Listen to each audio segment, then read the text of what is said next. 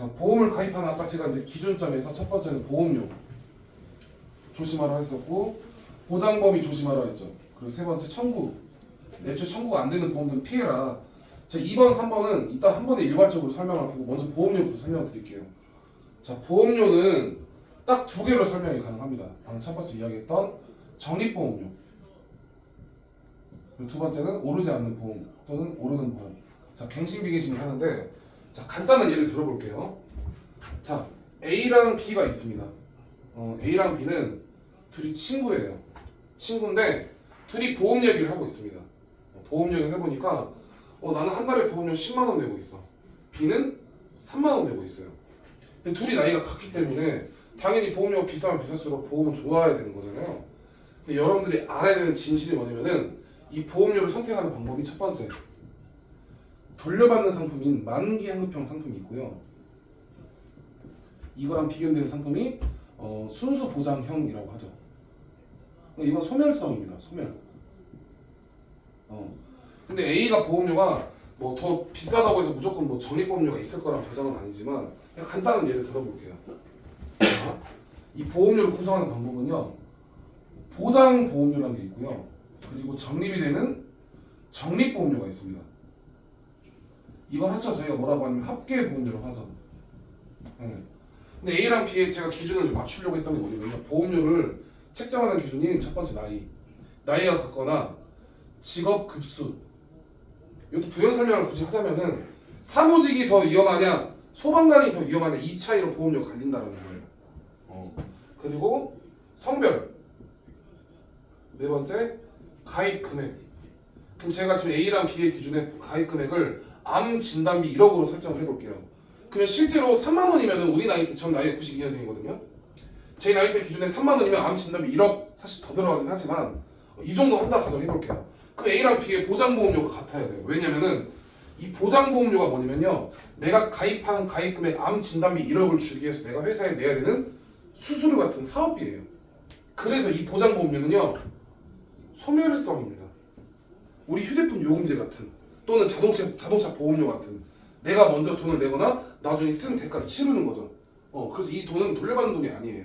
그래서 A랑 B는 보장보험료 3만 원입니다. 그럼 A는 왜 보험료 비쌀까요? 적립보험료 7만 원이라고 들어가 있죠.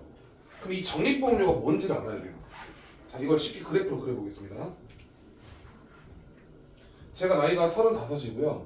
일반적으로 보험 가입하는 형태가 20년만 100세 만기를 가장 많이 가입하기 때문에 이걸로 예시를 들어볼게요. 네. 35세 납입을 시작했고요. 55이면 납입이 끝나죠. 그럼 제가 A라 가정했을 때 내는 보험료는요. 10만 원 곱하기 240개월 납입해야 합니다. 이게 20년 납입입니다. 참고로. 총 합은 2,400만 원이고 우리 대다수의 고객들은 납입이 끝나는 이 시점에 돌려받기로 가입했으니까 당연히 상식적으로 나중에 납입이 끝나는 시점에서 돌려받는 줄 안다라는 거죠. 이 상품의 정확한 이름이 만기 환급형이기 때문에 우리가 주목해야 되는 건 납기가 아니라 몇 세에 만기가 끝나는지가 중요해요. 왜? 우리 납입 일찍 끝내놓고 100세 때까지 보장 받으려고 가입한 거잖아요. 그래서 우리는 환급형이 언제 돌려받냐면은 납입이 끝난 이 시점입니다. 자, 이때 돌려받는다는 말은 어떤 개념이냐면은 첫 번째 화폐 가치가 하락한 상태에서 돈을 받는다는 뜻이에요. 즉 반대로 이야기하면 보험회사는 지금 화폐 가치가 좋을 때 지금이 좋잖아요. 지금 좋을 때 나한테 보험료를 받아가고 얘들은 우리한테 나중에 준다라는 지금 약정이 걸린 거잖아요.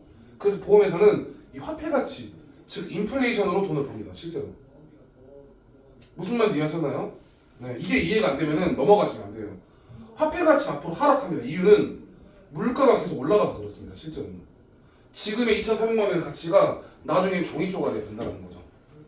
그러면 우리는 지금 보험료를 회사의 수익 운영을 위해서 우리는 적립보험 7만 원을 바치고 있는 꼴이야. 더 소름 돋는 거 100세 만기면 100세 이후에 돌려받는 거 아니에요? 그럼 제가 만약에 90세에 사망하면요? 상식적인 내용이라면은 내가 냈던 보험료도 재산이기 때문에 내 법정 상속인 즉 자녀나 또는 내 배우자한테 돌려줘야 된다는 거죠. 근데 이거는 만기 생존시라는 약정 기준이 있기 때문에 지급되는 돈이 아니에요. 그래서 저는 이게 이해가 안 되는 거예요. 저는 이거는 고객이 이걸 안다면 가입을 했을까? 전 가입 절대 안 했을 것 같습니다. 이런 단순한 이치가 나중에 돌려받는 거에만 고객은 꽂혀 있다는 거죠. 네, 이런 부분들이 이제 사실 보험 설계사가 알려주지 않는 진실들 중 하나고요. 두 번째는 뭐냐면요. 전 이 화폐 가치 하락 때문에 내 화폐 가치가 떨어지는 게 아니라 내 보험의 가치가 떨어진다고 여러분들이 인지를 해야 됩니다. 반드시. 왜? 제가 아까 얼마짜리 가입했죠? 1억. 제가 20년 납입했으면 20년만 무조건 암 걸리는 건 아니잖아요. 만약 안 걸렸어. 그럼 제가 55세에 대해서 안 걸린 건 참 다행스러운 일이지만 내 보험 진단비 여전히 얼마 나와요? 1억. 제가 방금 이야기하고 왔죠. 화폐 가치가 하락한 이유는 물가가 상승해서요. 그럼 물가가 상승했다는 거는 치료 비용 또한 올라갑니다. 반드시. 그럼 지금 1억이면 치료가 돼서 가입을 했는데 내가 20년 뒤에는 2억, 3억, 4억 필요하다는 거야. 그러면 결국엔 이 사람 55세 돼서 아직 암 안 걸렸어. 근데 지금 치료 비용이 3억이래. 그럼 이 사람 뭘 하냐면요. 리모델링을 하거나 추가 가입을 또 하는데 신규 가입을 또 할 수밖에 없다는 거예요. 결론적으로는. 근데 저는 사실 20년까지 보지도 않아요. 지금 이 기술의 변하는 추이를 보니까 5년마다 보험이 리모델링 되는 경우도 꽤 많아요. 이건 제가 갖고 있는 자료가 있으니까 이거 일단 첨부해드리고요. 이 보험이라는 건 쓰고 버리는 물건이 되는 겁니다. 결론적으로는. 근데 이걸 적립보험이라는 걸 넣어서 내가 굳이 유지할 필요가 없다는 거야. 그리고 이 돈을 10만 원을 2,400만 원 전체 금액을 돌려받는 게 아니라 실제 쌓이는 금액은 적립보험료만 돌려받습니다. 7만 원 곱하기 240개월 하면 얼마냐면은 1,680만 원이에요. 이것만 누적이 되는 거예요. 지금 100% 돌려받는 건 없습니다. 그래서 제가 말하고 싶은 건 뭐냐면요. 이 비용을 차라리 저는 저축보험을 차라리 하나 가입하시는 게 좋다고 생각을 해요. 저는 보장만 영업하는 게 아니라 연금이나 목돈, 단기간 목돈 모을 수 있는 상품들을 전 되게 많이 알고 있거든요. 그건 이따 제가 시간이 되면 보여드릴게요. 그리고 20년짜리를 지금 가입을 했는데 저축은 20년까지 할 필요가 없어요. 왜냐면은 10년 차 때부터 어떤 효과가 있냐. 비과세 들어보셨을 거예요. 은행 적금하면 내는 게 이자소득세 15.4% 떼고요. 보험 상품 메리트는 세금을 안 냅니다. 언제부터? 10년 때부터. 그럼 납입을 10년만 하면 된다라는 거예요.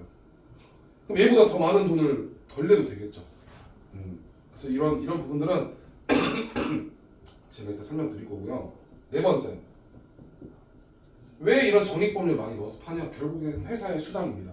설계사의 수당이고 회사의 이익이라는 거죠. 전 그래서 이 적립보험료는 고객님 보험료에 있으면 안 된다고 생각하는 것 중 하나. 이게 마진이니까.